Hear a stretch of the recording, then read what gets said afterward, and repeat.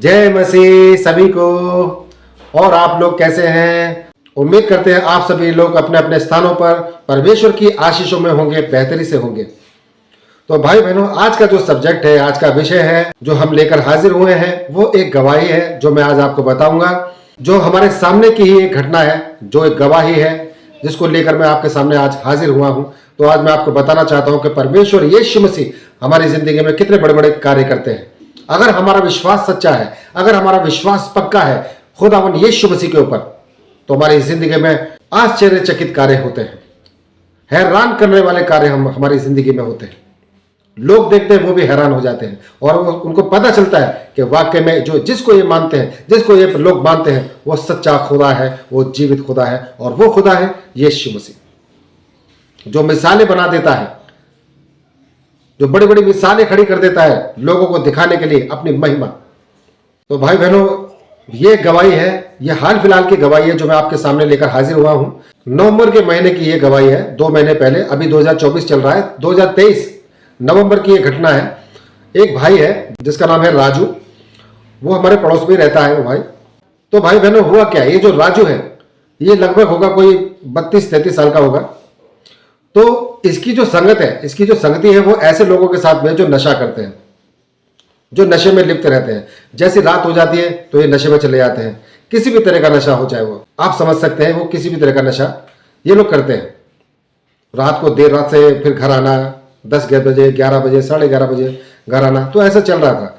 तो इनकी जो घर में जो मदर है, आंटी और अंकल, वो बहुत परेशान थे। वो हमको बताते रहते थे कि राजू आजकल इस तरह से चल रहा है, बहुत झगड़ा भी करता है, पैसे मांगता है और गलत लड़कों के साथ में और गलत संगतियों में ये पड़ गया है, नशा कर रहा है। तो जो आंटी, इन्होंने बताने में कोई संकोच नहीं करा। आंटी ने, अंकल ने हमें डायरेक्ट बता दिया कि बेटा ऐसे से हो रहा है। तो उन्होंने हमको सब कुछ बता दिया। तो हमें बड़ा आश्चर्य हुआ कि ऐसे कैसे। ये भाई तो कुछ टाइम पहले ठीक ही चल रहा था, तो ये अचानक ये ऐसे कैसे। तो उन्होंने बताया कि अचानक नहीं हुआ है, ये इसको करीबन हो गए 6-7 महीने हो गए। तो ये 2023 में मेरे ख्याल से मार्च या अप्रैल से इसने शुरुआत कर दी थी। तो भाई बहनों, हुआ क्या, नवंबर के महीने में कोई 15 या 16 तारीख को, 15 की रात को, ये भाई ने नशा कुछ ज्यादा किया हुआ था और ये फर्स्ट फ्लोर से नीचे आ रहा था। पता नहीं रात को 1 बजे या 1:30 बजे इसको भूख लगी है, क्या हुआ, तो ये नीचे उतर के आ रहा था, शायद किचन की तरफ आ रहा था। तो उसका पैर फिसल गया और पैर फिसलने की वजह से ये सीढ़ी से नीचे गिर गया। गिरने की वजह से इसके सर पे बहुत भारी चोट आई और वो ये वहीं पर बेहोश हो गया। जब बेहोश हुआ तो आंटी ने, अंकल ने आस पड़ोस में जाकर दरवाजा खटखटाया, लोगों को बोला, फोन भी किए। तो जो उनके पड़ोस में एक फैमिली थी वो जागी, उन्होंने देखा कि क्या हुआ, तो उन्होंने उसको होश में लाने की कोशिश करी। वो होश में नहीं आया, पानी के छींटे मारे, होश में नहीं आया। तो रात को ही उन्होंने बड़ी मुश्किल से, बड़ी मशक्कत से गाड़ी का अरेंजमेंट किया, जो उस गाड़ी में उसको लड़के को डाला। उस गाड़ी में डालकर उस लड़के को सीधा लेके गए हॉस्पिटल, सिलीगुड़ी वाले हॉस्पिटल में लेकर के, मेडिकल में। तो जब मेडिकल में उसको एडमिट किया गया तो तब भी उसको कोई होश नहीं था, उसको कोई होश नहीं था, वो सेंसलेस हो चुका था। आंटी ने हड़बड़ाकर रात को फोन किया। आंटी बहुत घबराई हुई थी और सारा हाल बताया हमको कि बेटा ऐसा हो गया है, बेटी ऐसा हो गया है मेरे घर में, और राजू ने ऐसे से कर लिया है, वो गिर गया है, तो बहुत ज़्यादा गहरी चोट आई है। तो हमने बोला कि आंटी आप फिक्र मत कीजिए, हम उसके लिए दुआ कर रहे हैं, प्रार्थना कर रहे हैं, फिक्र मत कीजिए, सब ठीक होगा। सुबह जब हमने उनको कांटेक्ट किया कि आंटी अभी उसकी तबीयत कैसी है, तो आंटी बताती है कि डॉक्टर लोग बता रहे हैं कि ब्रेन हेमरेज हो गया है और इसका हमने सीटी स्कैन किया है और भी एक्सरे जो है रिपोर्ट हमने निकाली है। तो अगर ये 1 हफ्ते तक इसी तरह से रह गया तो शायद ये बच सकता है, वरना 1 हफ्ते के अंदर अंदर कुछ भी हो सकता है। तो ये उन्होंने एक चेतावनी दी थी डॉक्टर ने कि 6 या 7 दिन का टाइम इसके पास में है। अगर 6-7 दिन इसने निकाल दिए ठीक तरीके से तो ये जी जाएगा, वरना इसका बचना मुश्किल है, ये बच नहीं पाएगा। 6-7 दिन के अंदर अंदर आपको पता चल जाएगा। तो डॉक्टर का जो कहने का जो सेंस था वो यही था कि शायद इस लड़के ने अब नहीं बचना है। उन्होंने एक तरह का मैसेज दे दिया था कि 6 या 7 दिन का टाइम है इसके पास में। लेकिन भाई बहनों, यीशु मसीह जो हमारा खुदा है, परमेश्वर, वो सच्चा खुदा है। वो अपने मानने वालों को और अपने बच्चों को हमेशा महफूज और सलामत रखता है। ये जो राजू है, ये भले परमेश्वर को नहीं मानता है, मगर जो इसकी जो मदर है, उसके जो फादर है, वो दोनों परमेश्वर में है। वो दुआ करते हैं, प्रार्थना करते हैं, संडे को चर्च जाते हैं और मंगलवार को कोटेज मीटिंग करते हैं। तो भाई बहनों, हम दुआ करते रहे और हमने आंटी को बोला कि आंटी आप भी दुआ कीजिए, आप भले हॉस्पिटल में हैं, आप भी दुआ कीजिए, फिर हम भी वहां पर आएंगे। लेकिन आप दुआ करते रहिए, आपको जब भी खाली वक्त मिले आप उसी वक्त दुआ शुरू कीजिए, क्योंकि हम भी यहां से लगातार निरंतर उस भाई के लिए उसका नाम लेकर हम दुआ कर रहे हैं। प्रभु यीशु मसीह को जरूर चंगाई देगा। डॉक्टर के बोलने से कुछ नहीं होता है, क्योंकि आंटी रोने लग गई थी जब आंटी ने इस बात को बताया अगले दिन कि डॉक्टर ऐसा कैसा कह सकते हैं। लेकिन भाइयों बहनों, नामुमकिन को मुमकिन करने वाला हमारा खुदा है यीशु मसीह। वो तो कह रहे थे नामुमकिन है, मुश्किल है इसका बचना, लेकिन उसको मुमकिन करके दिखाया, उसको चंगा करके दिखाया परमेश्वर यीशु मसीह ने। हमारी प्रार्थना के द्वारा हमने प्रार्थना करी, आंटी ने, अंकल ने प्रार्थना करी, और भी हमारे जो चर्च के लोग हैं उन्होंने प्रार्थना करी, और उस भाई को परमेश्वर यीशु मसीह के पवित्र पाक आत्मा ने छूकर उसको चंगा किया।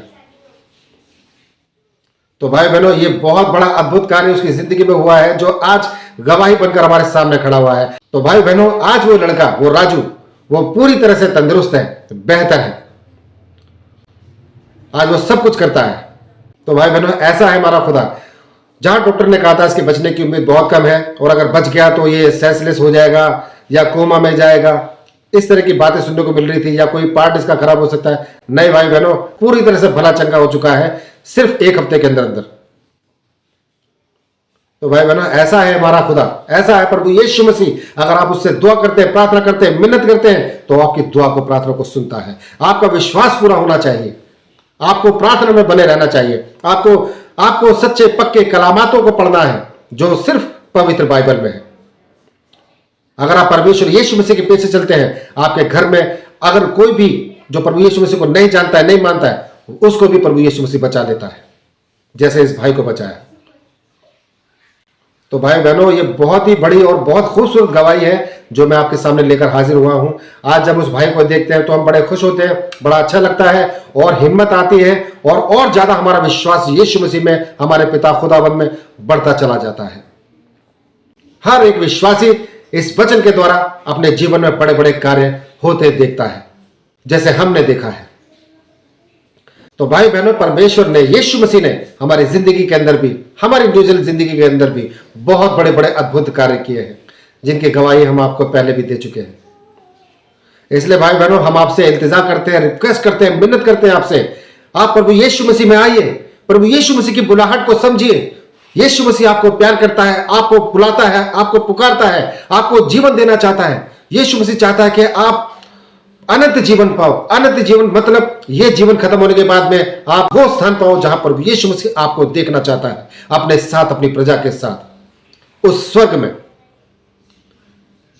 उसको अनंत जीवन कहते हैं। परमेश्वर आपको जिलाना चाहता है, परमेश्वर चाहता है कि आप अनंत जीवन पाओ।